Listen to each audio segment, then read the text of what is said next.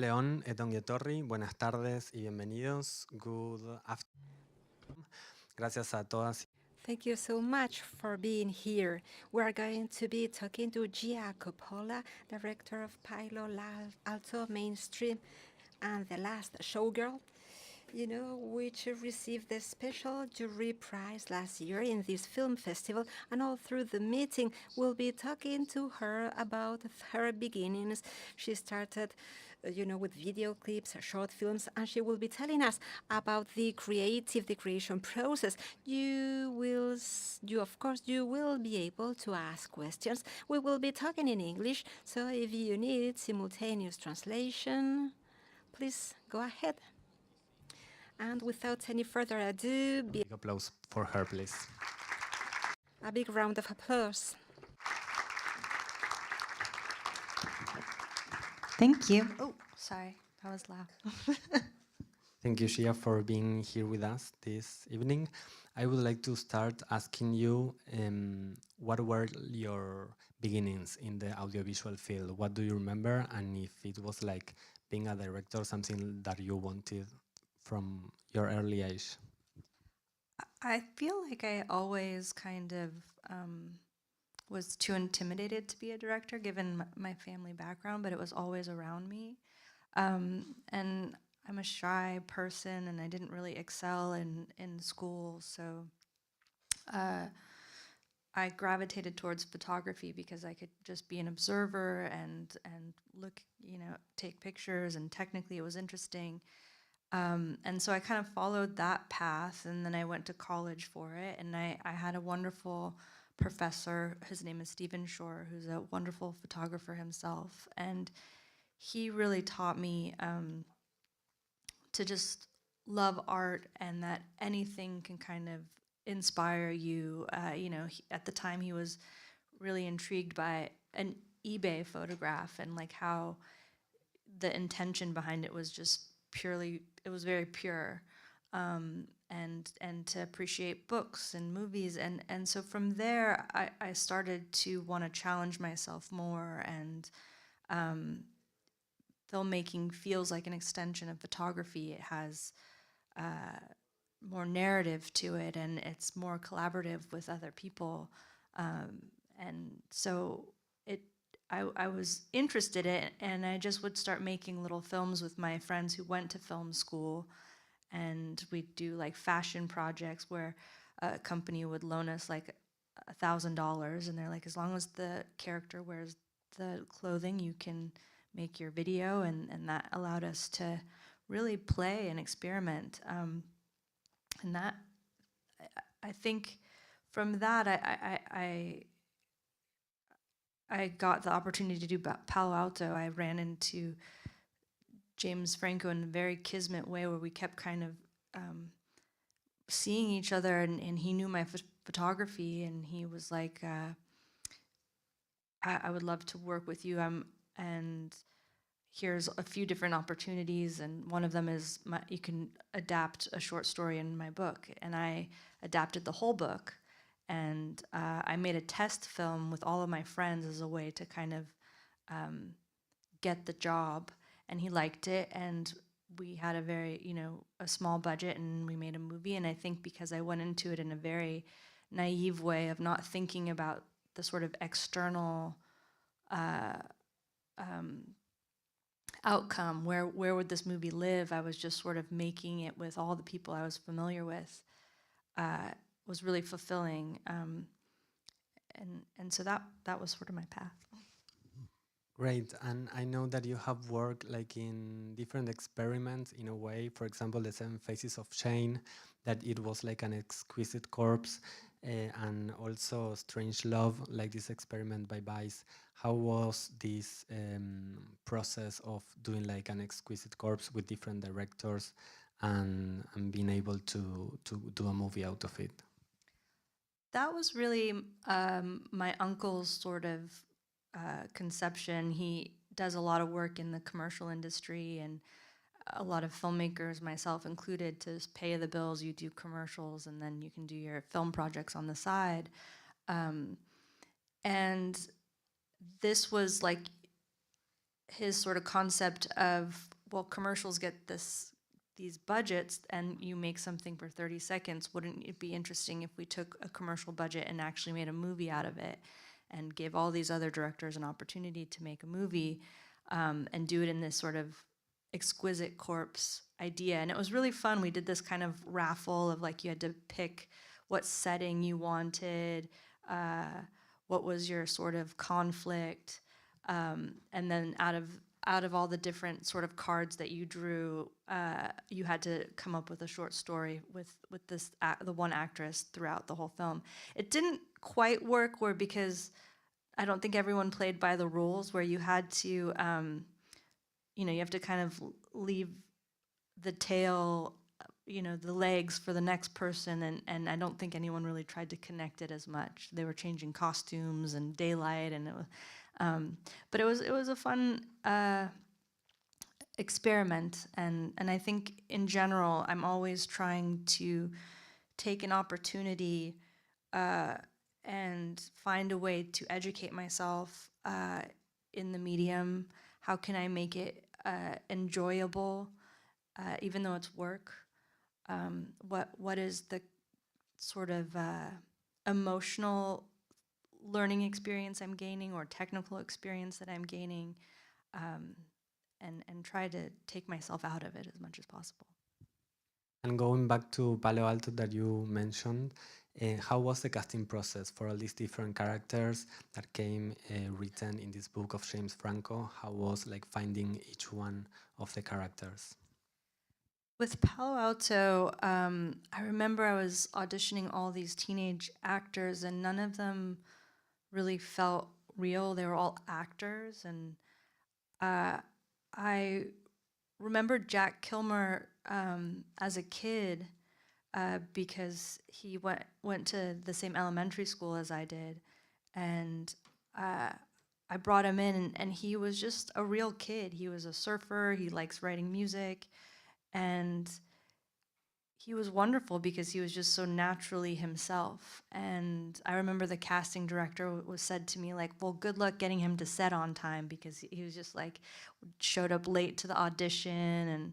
And I even remember I had him audition with my friend, and during his audition, a giant cockroach was just scaling the walls, and he was just like focusing on that. But it was kind of amazing because he wasn't thinking about his lines as much, and he was just sort of obsessed with watching this cockroach go across the wall.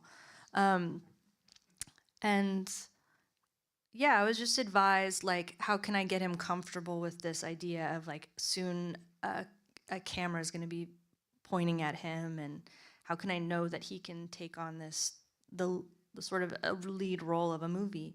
And so I just followed him around like it was a documentary, so he was always used to like that presence. And him and Nat Wolff lived in my mom's basement, and so they really created a dynamic, and it felt, yeah, just trying to always foster authenticity and realness. And I had another actress at the time, and it didn't feel right, and so then I remembered meeting Emma Roberts, and she always came on a little too strong for me, but then I met her, and she was so emphatic about doing it and even though she was a bit older than the other kids, she knew from an objective point of view of those teenager feelings. So I think it was really helpful to have her kind of guide the two boys. Your next movie, Mainstream, is super different from this coming of age. What was like the creative process behind it, and why did you decide to do this movie? Yeah, with Mainstream, I was in my late 20s, and I had just seen on Turner Classic Movie Face in the Crowd, and it really impacted me just how relevant it felt about our culture and what we value. And I was feeling a lot of that in my own relationship to the world with the internet, and what gets valued when I and feeling like a very introverted person. How do you operate in a world that I think really really um, emboldens extroverts. And I was sort of grappling with just that kind of um, feeling, and how do I take something that feels so cyber and unattractive and put it into a cinematic landscape. And yeah, it was very challenging to make that movie, but I learned so much that was really important for me. And how did you approach like this to direct these actors? Like, if you, for example, do some workshops in order like to create these characters, or you just talk with them, or you go straight to rehearsals? How do you approach like the acting field when you go into this movie? With mainstream, Yes.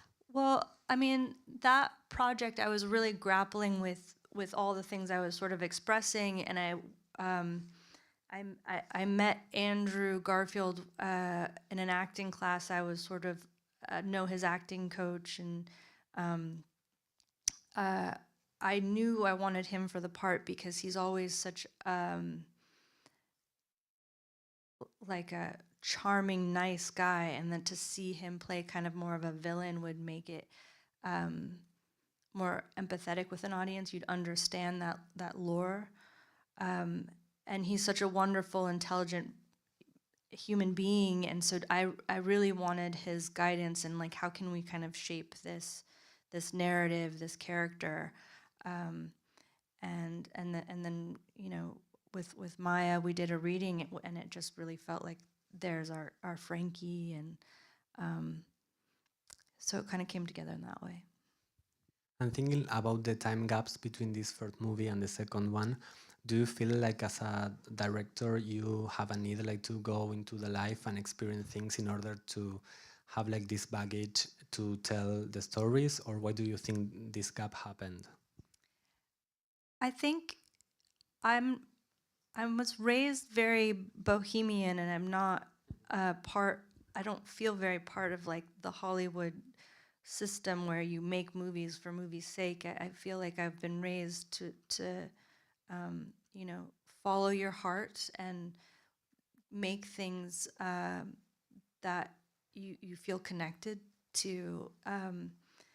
And so I was really just in the process of writing, and trying to there opportunities came around of like, oh, you can make the big budget version of Palo Alto and make it cleaner, and that was the reason why I made Palo Alto, was like because I wanted a movie about teenagers that felt real, where they're not in like clean Converse and cool vintage clothes, or the movies that I love, like The Last Picture Show, or uh, uh, what's the other one I love? Over the Edge. And so yeah, I was just sort of letting myself get inspired of what I wanted to tell. And what do you think with these two movies were like the challenges you had to affront when doing independent cinema? I think the challenge for me was, Palo Alto we made very small, and it was with all the sort of interns at my uncle's office, or my friends, or my family, and then with mainstream, I had to deal with a bit more business, and unions, and I can't hire this person, um, and so when I after that experience, I think I wanted to go back to what I felt close to with Palo Alto. Is like, I want to just keep it small. I don't want to wait around for the financing to come, and it's such a struggle. If I keep it small, then I don't have the same pressure, and I can have more creative autonomy. Um, and so with Showgirl, I was talking to my cousin Robert Schwartzman, who I've been making like little home movies with when we were kids. We'd make these like short horror films. And it was like, well, doesn't it only seem natural that we'd make a movie together? He now has a a distribution company called Utopia, and they were just forming a production unit. So he was like, if you can make it small, then like we don't have to wait around. And I remembered I was talking to my cousin during COVID, Robert's older brother, Matthew Shire. It's going to get complicated now because I have a very big family and there's a lot of them, different members. But Matthew was talking to me. I was talking to him about Showgirls. I don't know why. I think I loved the Pete Vanderhoven movie, and I was saying like, oh, wouldn't that be a really cool remake? And he's like, it's funny you mention that because his wife, Kate Gersten, wrote a play about this time that she, after college, observed these showgirls at the Jubilee, and it's a mother-daughter story. And I remember I took it, it sat on my desk, but then when Robert and I years later were talking about really wanting to just go make a movie, I was like, well, what about this play? And I picked it up and I read it and I was like totally in love with it because I was raised by a single mom, and it was such an interesting world to get to know. I didn't understand showgirls in that context, like the real context of what an art form it is and how complicated it is. And I love Las Vegas. I've always loved Las Vegas. I would go there since college years and go and take photographs. And so I was always hungry for the right story where I could kind of use that landscape, and it was all right in front of me. I wonder if anyone wants to make a question at this moment. If someone wants to do a question, just raise your hand. There's someone in the back. Thank you, Gia, for being here. You mentioned finding ways to have fun in order to be able to make films. Can you elaborate a little bit on that? And was there ever a time where you didn't have fun at all? Yeah, when I make a commercial, you're really kind of a director for hire, but I'm not emotionally invested, so I'm sort of like, I'll take the path of least frustration and be like, okay, whatever you want. You want the person to walk that way, and and it's really the challenge and learning experience for me in those moments are how do I articulate my argument to win my battle of like what I want creatively. And I think in anything I do, I'm trying to find what am I going to learn out of this? What do I get to take away from this experience? And I think when I had my son, he's 2 now, and I was so happy to go to work in a different way where anything that was challenging also felt really fun. It wasn't scary because the scary things in life are like making sure that my family is happy and healthy. But to have the opportunity to work in this way is such a I'm so grateful to be able to be creative as my occupation, and so to find the joy in that, and especially with acting. I mean, theater, you call it a play, so like make it fun for your actors, for yourself, for your crew. It's not always going to be that way, but if you can try to view challenges as a puzzle, I'm like, okay, how can I solve this? Or if an actor is being,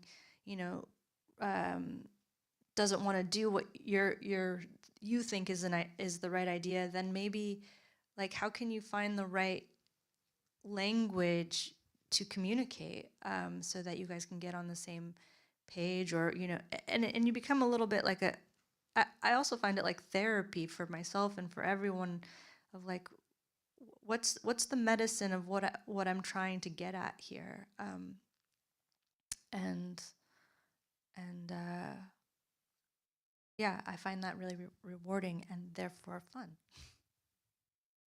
Thank you for your question. I wonder if anyone else wants to make a question. There's someone raising the hand over here.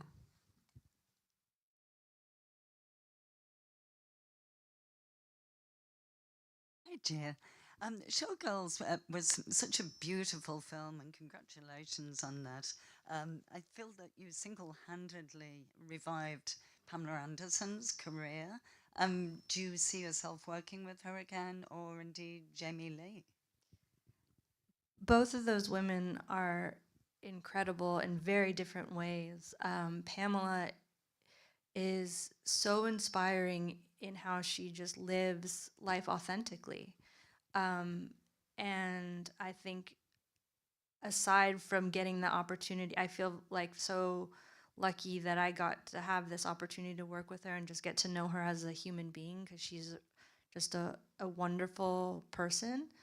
And Jamie is a total force. Like, I was very intimidated to get to work with this actor that just came off winning an Academy Award, and I was like, there's no way she's gonna want to do this like small movie in Las Vegas.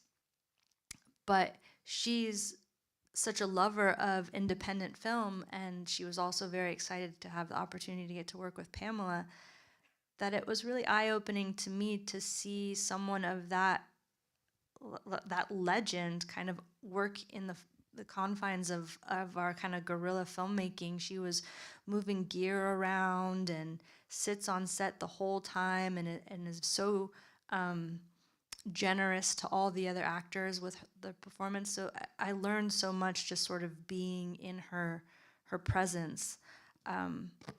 So I would love to find a way. I always had a fantasy that the sequel to The Last Showgirl would be Shelley and Annette go rob a casino, and it's now a heist film. Anyone else would like to make a question? There. Hi. I was curious about, you mentioned starting with a very low budget film and then going to a more industrial or more commercial kind of production, and then going back to that more guerrilla style of filmmaking. And I was curious, in that journey you've made, I don't know what skills or approaches or mindsets you've found more useful or enriching to be able to successfully do those cheaper films, both creatively but also in the more logistical of just having it finished.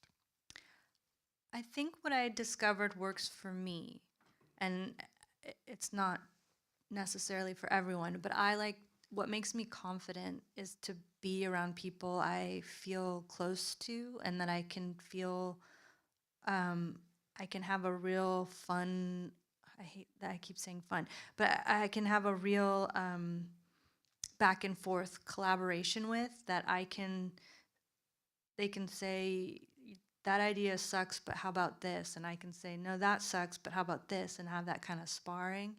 And those people tend to be like, my production designer is my friend from high school.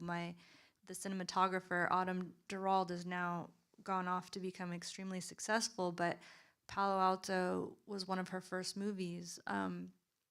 And my mom did the costumes. One of my aunts was my script supervisor. My cousin was the producer. My other cousin was the writer. And so to work with people that I love and I know love me, and we all just want to support each other and like be of service to the movie, it felt like it took any sort of ego out of it.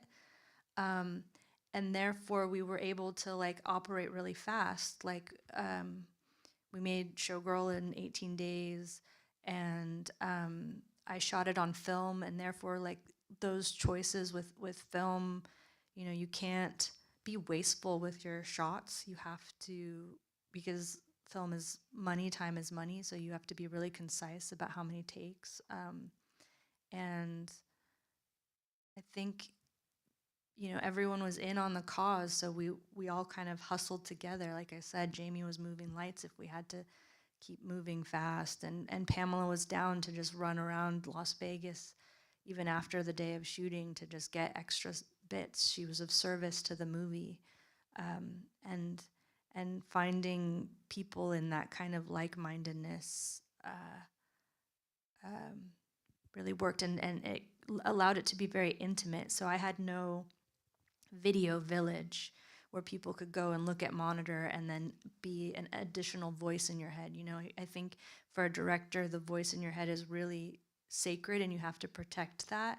And so I just had a little clamshell, and I was the only person with a monitor able to sort of see what we were making. And that was how I protected my voice. Any other person raise their hand over there?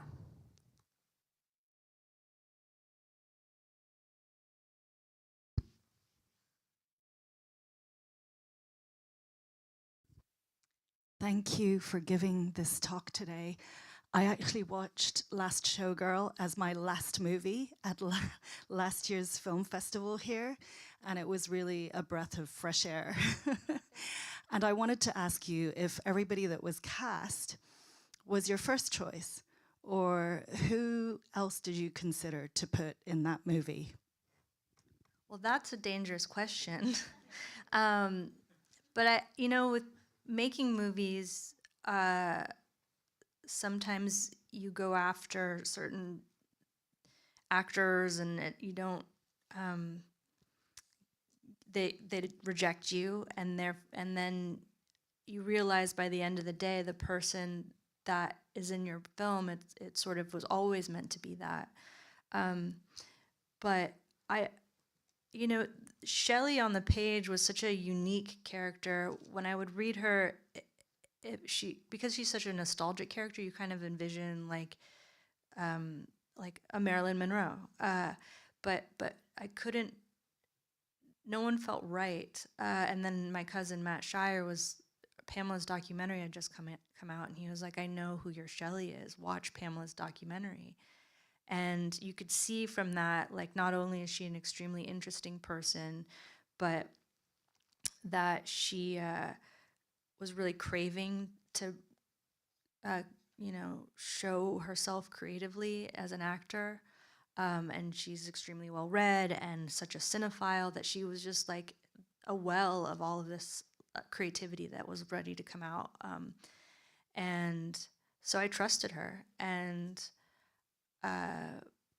when I went to try to cast her, I got turned down within an hour. So I knew that she didn't get a hold of the script, and then I had to find another way. And I'm so grateful that I was able to get in touch with her son, and he put the script in her hands. And then when he was like, "Good news, she loves it," and we talked right away, and she was like so emphatic of like, "I need this part," and I'm like, "But you have the part. I've been trying to get in touch with you." And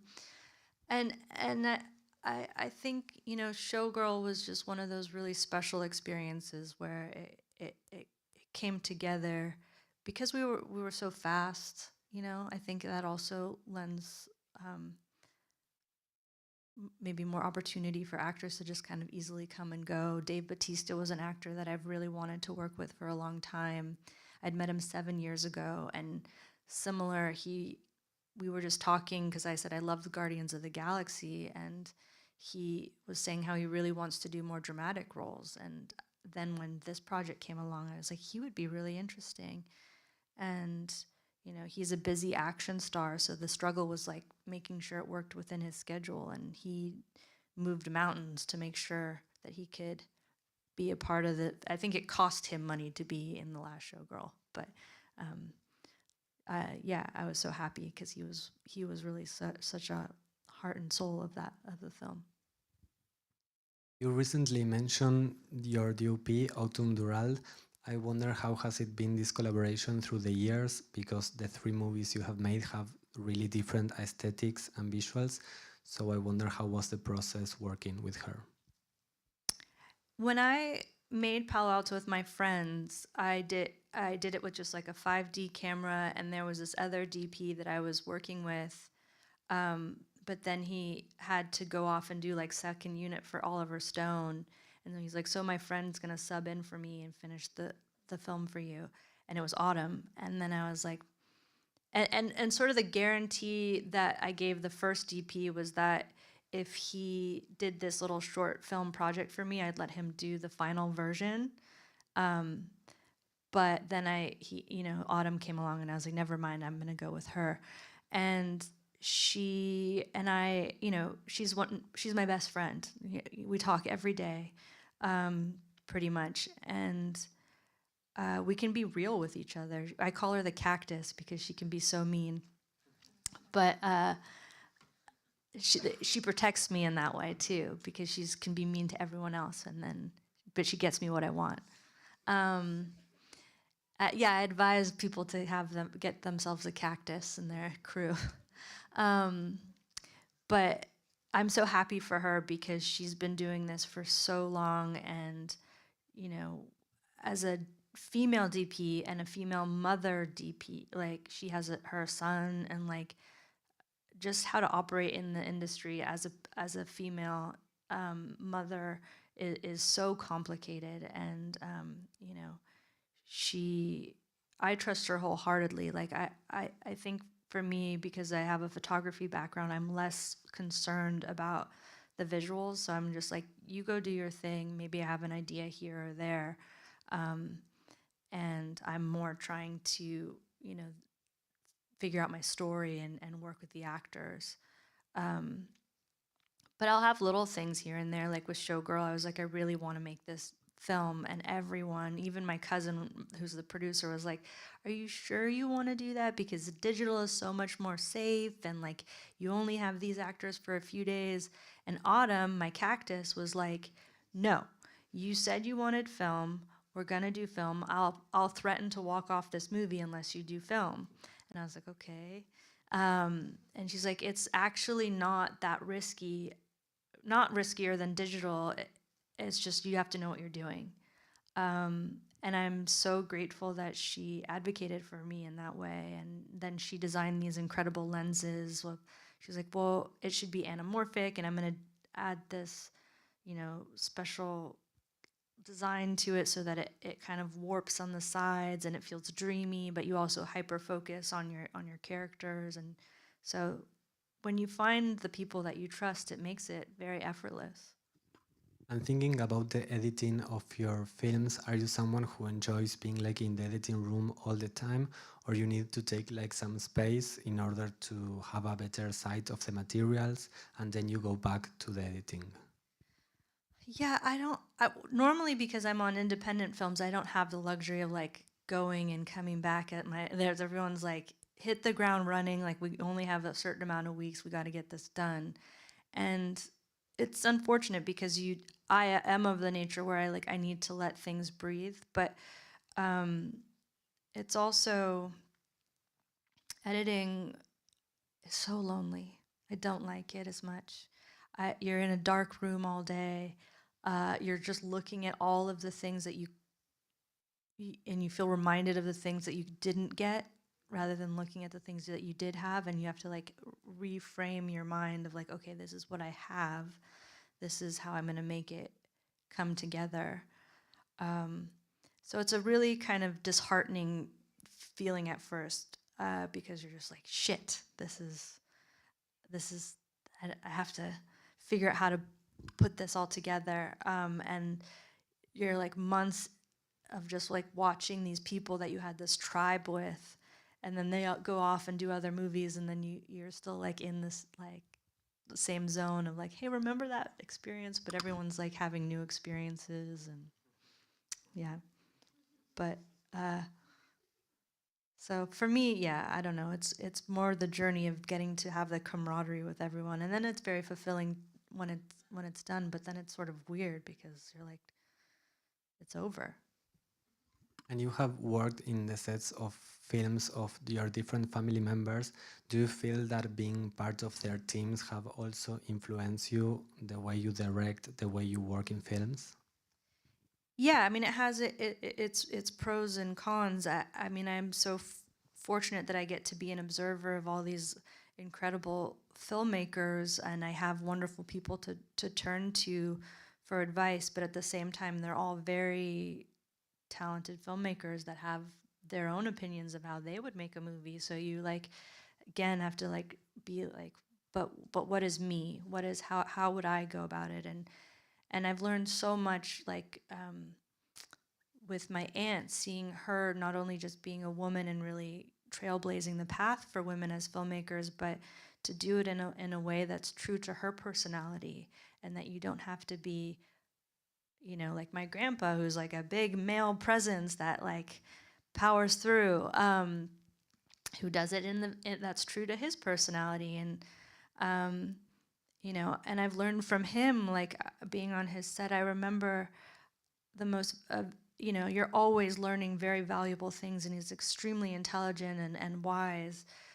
But, and I was working on behind the scenes for his movie Twixt. I had just finished college, and um, you know, I didn't know what I wanted to do. I went to bartending school, and then I was like, okay, I'll do this job where I just follow my grandfather around and film him making his movie, because my grandma didn't want to be behind the scenes that time.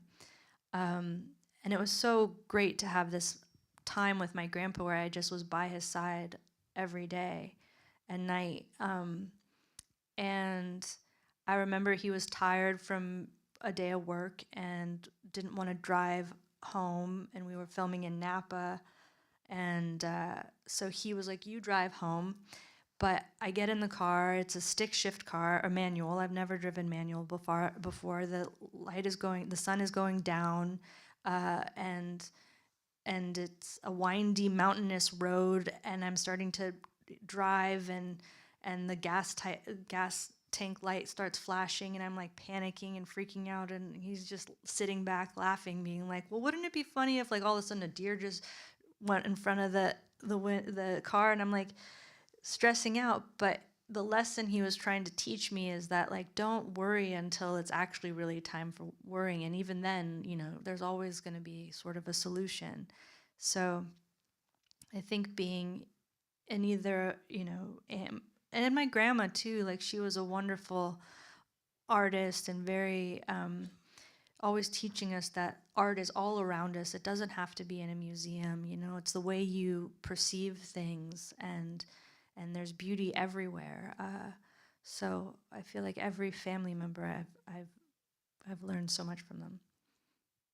I wonder if anyone wants to make a question at this point there.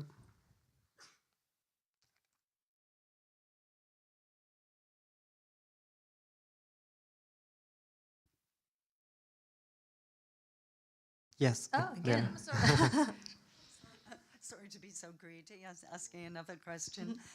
Just listening to you, I love how you talk about the family, the aunts, the uncles, the cousins, your grandpa, and you all cross-pollinate each other's projects. And I've talked to Jason several times over the years, and he's just the same, referencing all the family.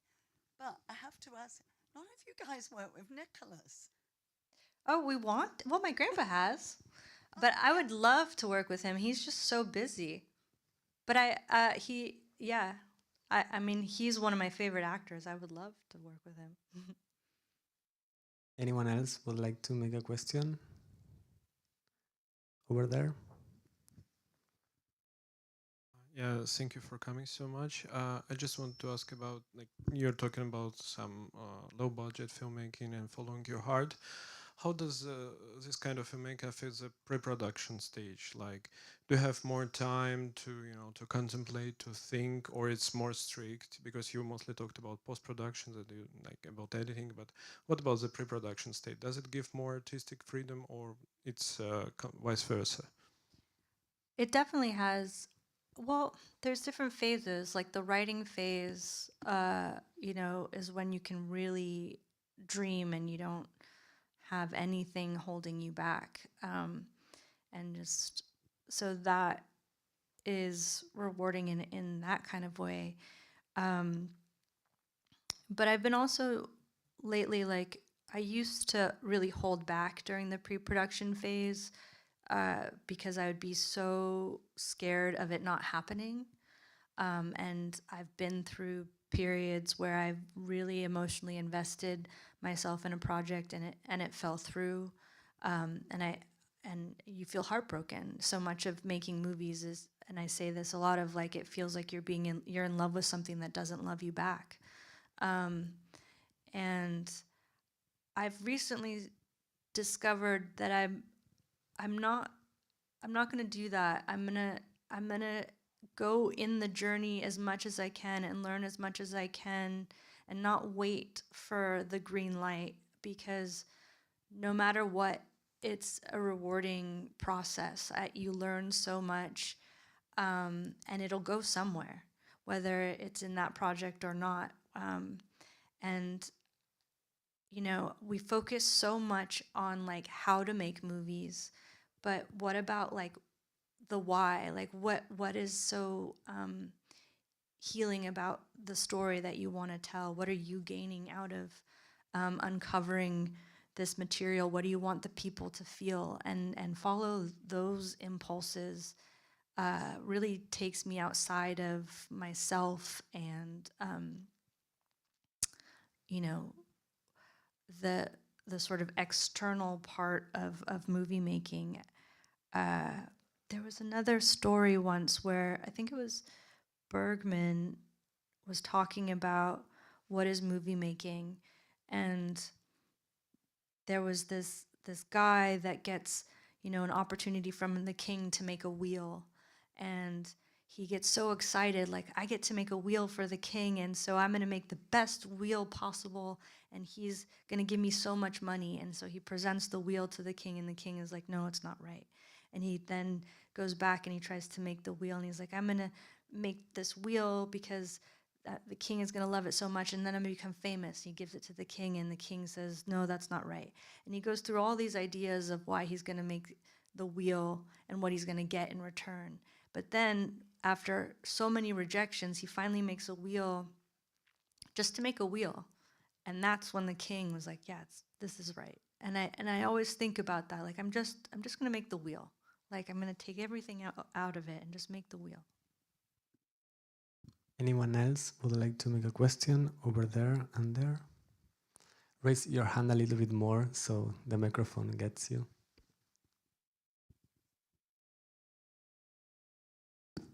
Hi, hello. What is the latest thing you've learned as a filmmaker? Latest thing you have learned as a filmmaker? The latest thing I feel as a film. No, you learned. Like, you discovered something recently. Oh. Yeah.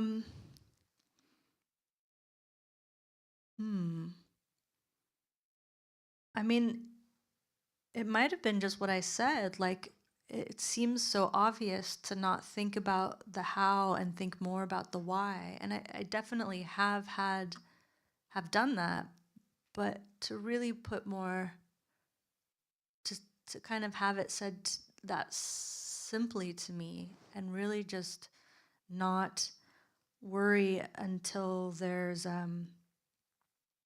you know, the green light, to just make, to always be kind of in that process of feeding yourself is what it's about. And you know, I don't know, I've learned so many things. You know, you have to learn to make friends with anxiety and worry. And I feel like there's some technical thing that always, you know, is new to me. Also a question over here.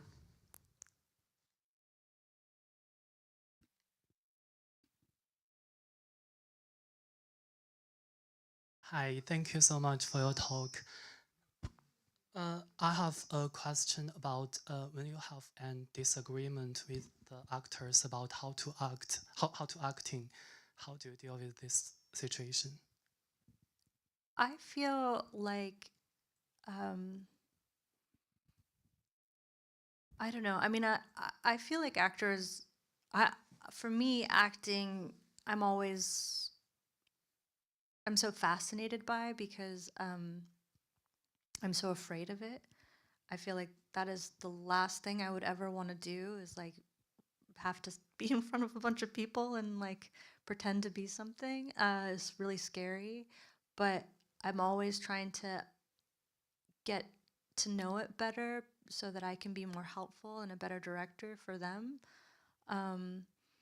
And so I really value the actor's input. I think they become they become the character. So to follow their lead, and I have some ideas of what I think, but also to be open, and also to recognize if an actor, is coming out of their own fear, or what is the root of what the character, what is the root of what they're saying, if you disagree with it or not. um, and that's sort of also what this craft is about, is like what is the base of all of these choices, these people, where do we come from, the bigger life questions.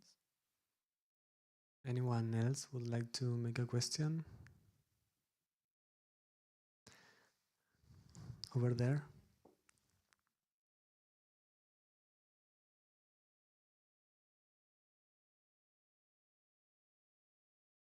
Um, what do you usually do when you face writer's block? um, well, now I don't like to write, so I just have a writer do it. um, but I think we always have our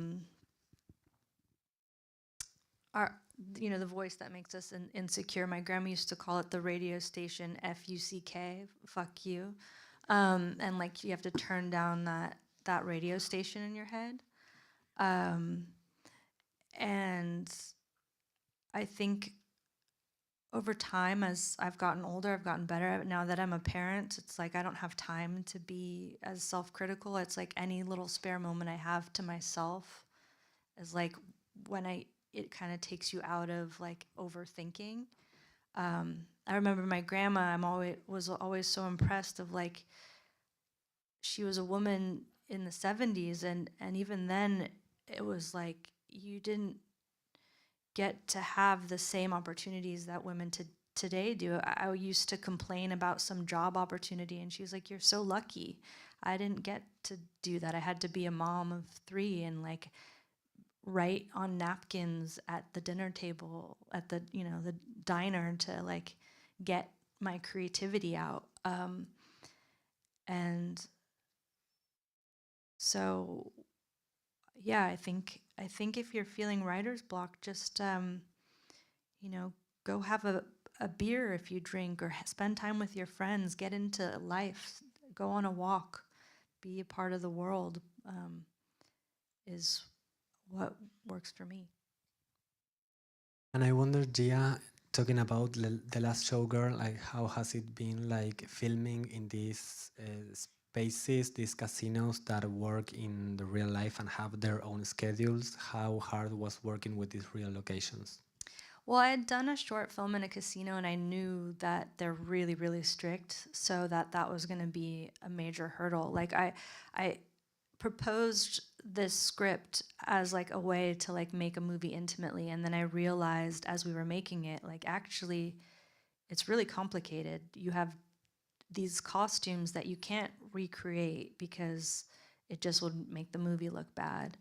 And so we were very fortunate that we got access to the actual showgirl pieces that were made by Bob Mackie and Pete Menefee, and they're like museum pieces. They have not left the building in 30 years. They're extremely heavy. They can be up to 60, 80 pounds, and they're not designed for you to be wearing for long periods of time. These women would dance for like a 60 seconds on the stage and then shuffle off and then take it right off. So the actors were like trying to lean their heads like to, because we don't have time for them to take things on and off. So there were certain challenges that just weren't conducive to actually the movie format. But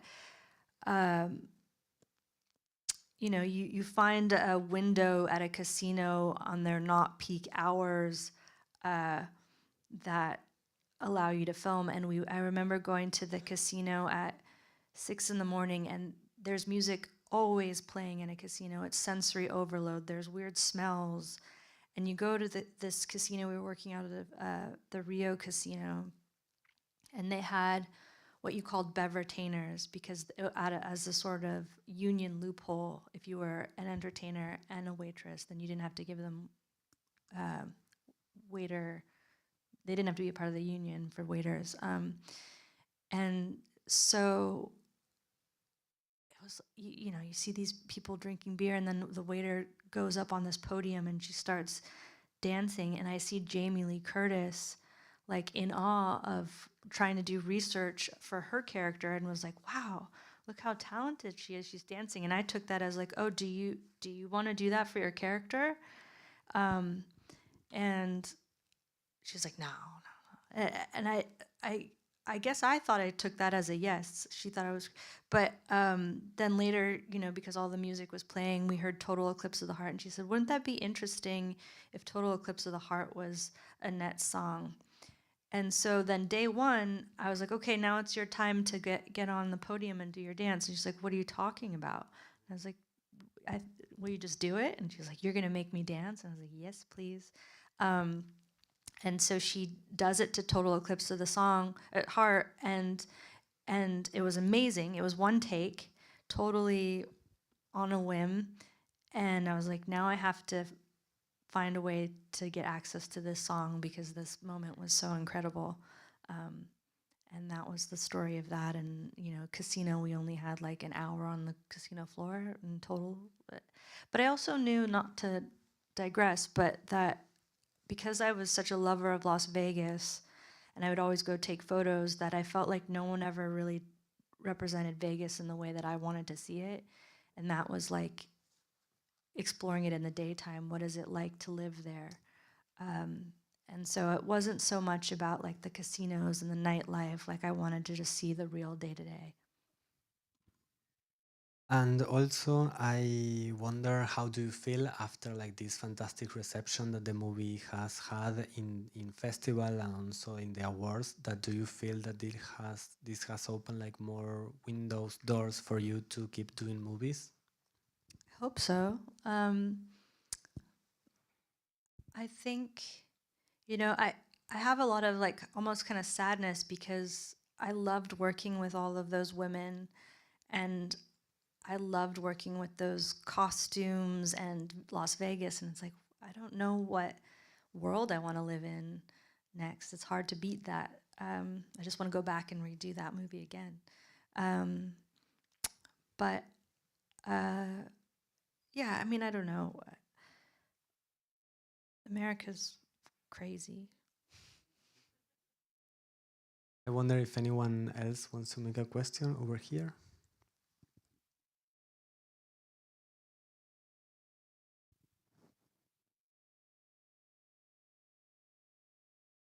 Sí, voy a hacerla en castellano y letra. I'm going to ask in Spanish. You were talking about experimenting about low budget movies. You were talking about experimenting about low budget movies. We've been working for 18 years around a proposal with a big director, your grandpa, Francis Coppola, about live cinema. Low budget, and he's been working with a specific director, you said? Cine en vivo. I don't understand Cine, that. Cine? Live cinema. Like cinema. Es una propuesta de su abuelo. Tiene un libro. Okay. Like cinema, that is like a proposal from your grandfather, that he has a book about that? Oh, live cinema. Live cinema. La pregunta es a ver si ya experimentó. So please tell us, have you been experimenting? Because we think that you have to start with a low budget. Has she been experimenting, or would she like to experiment any live cinema proposal? If you're interested in also like experimenting with that. Yeah, I remember when he was writing that book, and I would go with him to observe the soap operas like Young and the Restless, where they basically kind of operate in a live way. Or we would see, what else did we see? Dancing with the Stars, where there's multi-cameras, and then you go in the booth and you have to edit live. And I thought it was really inspiring. And I tried to do a music video in that with those live camera setup, but I didn't have enough time to really practice and do a live edit. But I think technically it's such an incredible craft, and my uncle Roman is really good at it. And I know my grandfather wanted to do live cinema with One from the Heart, and he still says, he doesn't have any regrets in life, but that he still would like to try to do live cinema. So hopefully. Anyone else would like to make a question over there?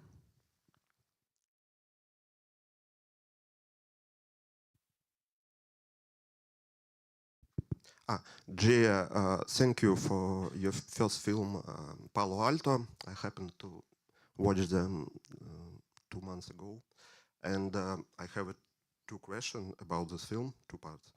I was impressed, first I was impressed by your understanding of masculinity, psychology, and man psychology. I expect to meet this in Sevdi film, for example, but where you find your understanding of man walls? It's a research or from your life? And second question, for me, this film, it's when I watched them, and it was like spirit of 90s, like I watched film of Greg Araki, for example. And this film, for me, is a relic of 90s freedom, very expressive, very wild, very brave, speaking about sexuality and other. And this film was before the 3 years before the beginning of Me Too process. And can you tell me? Can you imagine that you can show this film in this time today? Before I think it's very brave for this time after this all came of new ethics and other and other and other. Thank you. Thank you. I think if I'm answering your question right, that for me, I'm always trying to understand the characters, even though I might not have that exact experience. Why are they doing what they're doing? What is their internal logic? What do you think their history is that got them to this place? And I think it's to never judge, even if you don't agree with what they're doing, even if what they're doing is bad, but to just sort of try to see it from their perspective. And I think that's what makes the craft interesting to me is who are all of these characters at their core? How can I understand them? Where do I relate? Where do I not relate? And asking yourself those questions is what makes it educating. And I think you were asking, like, could Palo Alto exist in a time like today? I think so, because even though there's a whole other like dynamic of social media and the internet, I was inspired by movies that I loved, like as I mentioned before, The Last Picture Show and Over the Edge or Outsiders or Virgin Suicides, like the movies that are really just about being a teenager and that vulnerable time in your life. I think is a universal feeling, no matter what age or what generation you're from. That feeling of aimlessness, of wearing your heart on your sleeve, I don't think ever really changes. Someone was saying the other day of like the youth is wasted on the young, and it's like I think we all have a different perspective as we get older. What that time represents, even if you have all different sort of circumstances, and if you're in a totally different place, that vulnerability of feeling in between, of no longer being a child and not being viewed as an adult and feeling like you're capable of being an adult. I think that's just part of human nature. I wonder if you were a caveman back in the day, if it felt the same. Anyone else would like to make one of the last questions we're making today? There.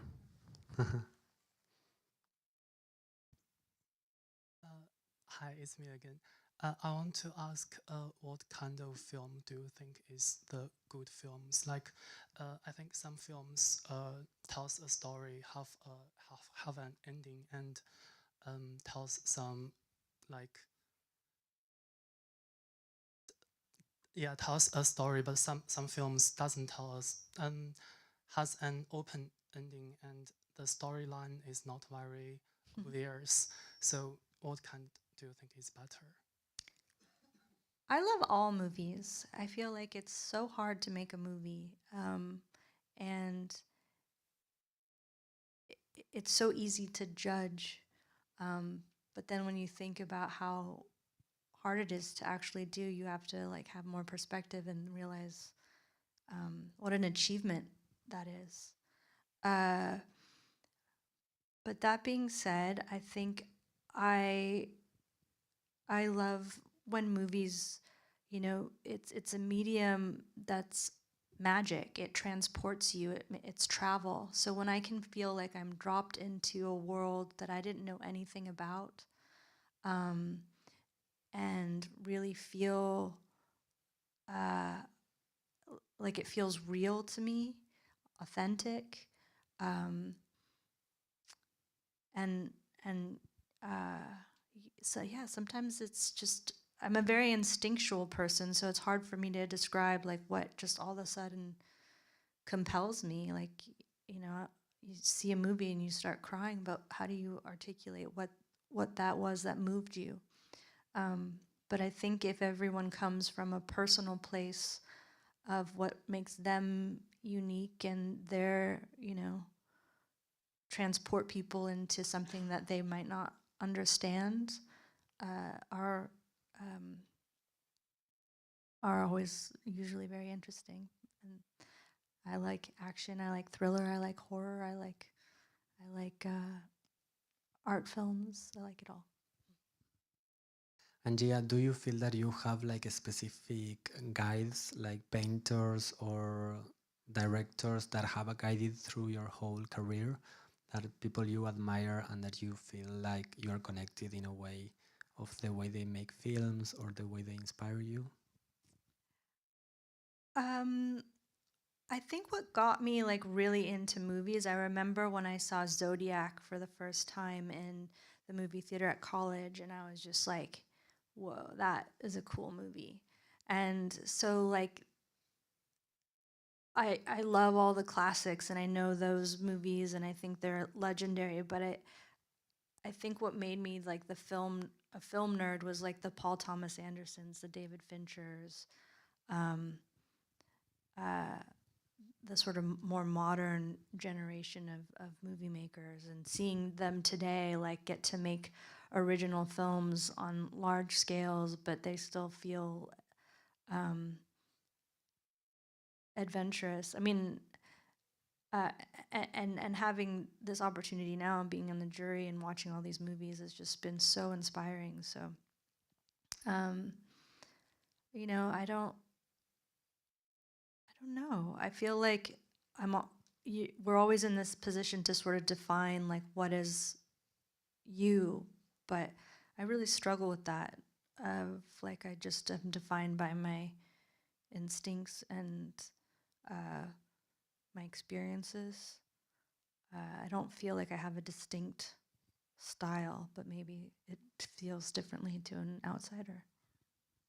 And for the last question, I wonder if you have like any advice for these young filmmakers that are part of the next section and other filmmakers that are here, that they are doing short films and going into length films. Like if you have something you have learned over the years that you would like to share with them.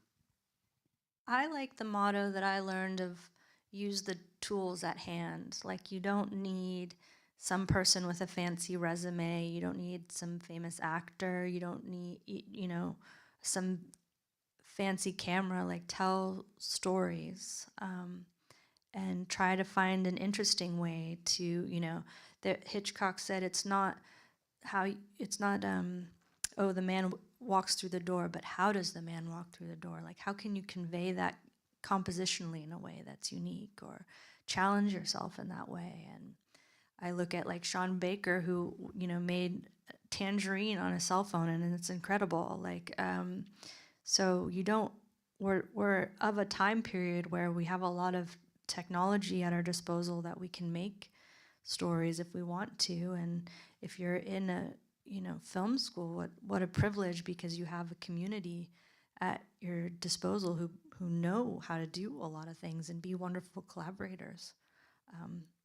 And you know, I think for directing too, like, every other division gets a lot of opportunities for practice, and directors, you know, don't get that as much. So doing even just plays with your friends, I wish I did more of that, and maybe I still will. Or there's find modes to just constantly kind of work on that muscle, I think is something that I'd like to do.